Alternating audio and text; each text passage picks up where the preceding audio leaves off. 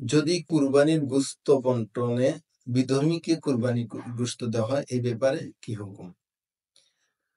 সাধারণত উত্তম পন্থা হচ্ছে কুরবানির গোশত ৩ ভাগ করে ১ম ১ ভাগ দরিদ্র মিসকিনকে দেওয়া এবং ১ ভাগ আত্মীয়স্বজনকে দেওয়া এবং ১ ভাগ নিজ এবং নিজের পরিবারের জন্য রেখে দেওয়া।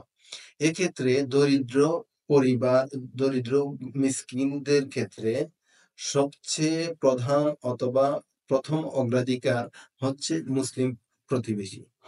যদি কেউ এইরকম হয় যে তার প্রতিবেশী বিধর্মী বা অন্য ধর্মাবলম্বী আছেন, তাহলে সেক্ষেত্রে অন্যান্য ধর্মাবলম্বীদেরকে গোশত বন্টনে শরীয়তের কোনো বিধিনিষেধ নেই। কোরআন হাদিসে এরকম কোনো নিষেধাজ্ঞা নেই যে বিধর্মীকে কুরবানির গোশত দেওয়া যাবে না।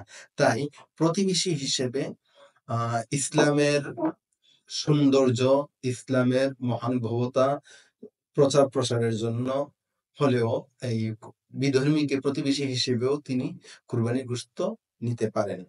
অভাবগ্রস্ত অন্যান্য ধর্মাবলম্বী প্রতিবেশী কুরবানির গোশত নিতে কোনো অসুবিধা নেই।